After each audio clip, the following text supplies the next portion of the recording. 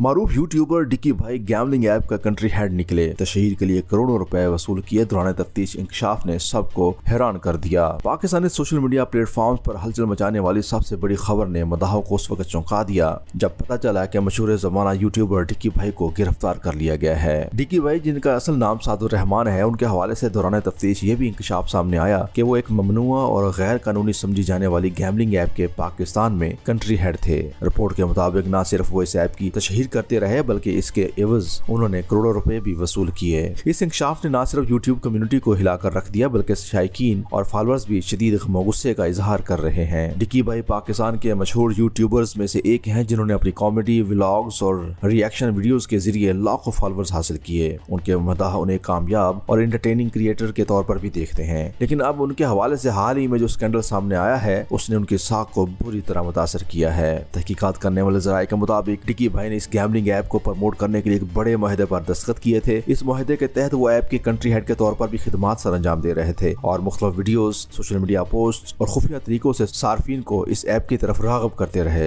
ये भी इंकशाफ हुआ है कि डिकी भाई को इस काम के एवज कंपनी ने करोड़ों रुपए अदा किए। इन रकूम को मुख्तलिफ चैनल के जरिए पाकिस्तान मुंतकिल किया गया, जिसकी तफ्तीश जारी है। गैमलिंग एप्स और पाकिस्तान का कानून। पाकिस्तान में ऑनलाइन जुआ और गैमलिंग एप्स कानूनी तौर पर इंतहाई ममनू है। इन एप्स के जरिए न सिर्फ अवाम के माली नुकसान का खदशा होता है बल्कि नौजवान नस्ल पर मनफी असरात भी मुरतब होते हैं। माहिरीन के मुताबिक ऐसी सरगर्मियां माशरती बिगाड़ और माली बदअमनियों को बढ़ावा देती हैं। इस पस मंजर में डिकी भाई का नाम आना एक बड़ा सवालिया निशान है। खबर सामने आते ही सोशल मीडिया पर हर तरफ तूफान बरपा हो गया। जहां एक तरफ कुछ लोग हैरान हैं कि एक मशहूर यूट्यूबर ऐसा कदम कैसे उठा सकता है, वहीं दूसरी तरफ डिकी भाई के परस्तार और आम शहरी शदीद गुस्से का इजहार भी कर रहे हैं। ट्विटर और फेसबुक पर सार्फिन ने डिकी भाई के खिलाफ सख्त रद्द-ए-अमल देते हुए कहा कि अगर ये इल्जामात दुरुस्त हैं तो उनके खिलाफ कानूनी कार्रवाई की जानी चाहिए। डिकी भाई के लाखों मदाहों के लिए ये इंकशाफ किसी सदमे से कम नहीं था। बहुत से नौजवान उनको रोल मॉडल समझते हैं और उनके अंदाज को फॉलो भी करते हैं। मदाहों का कहना है कि उन्होंने कभी सोचा भी नहीं था कि उनके पसंदीदा यूट्यूबर इस तरह के गैर कानूनी काम में मुलव्वस निकलेंगे। दूसरी जानब माहिरीन कहते हैं कि अगर ये इल्जामात दुरुस्त हैं तो न सिर्फ एक शख्स की साख को नुकसान पहुंचाने का बायस बनेंगे बल्कि पूरी यूट्यूब कम्युनिटी पर भी इसके मनफी असरात मुरतब होंगे। माहिरीन का कहना है कि ऐसे अफराद के खिलाफ सख्त कानूनी एक्शन जरूरी है ताकि मुस्तकबिल में कोई दूसरा इन्फ्लुएंसर इस तरह की सरगर्मियों में मुलव्वस न हो। कानूनी हवाले से बात की जाए तो इस मामले पर FIA और दीगर मुतल्लिका अदारे मजीद तहकीकात कर रहे हैं। डिकी भाई के माली रिकॉर्ड और ऐप से होने वाली अदायगियों की तफसीलात भी हासिल की जा रही हैं। अगर ये तमाम शवाहिद दुरुस्त साबित हुए तो उनके खिलाफ मनी लॉन्ड्रिंग और साइबर क्राइम के तहत मुकदमा दर्ज किए जा सकते हैं।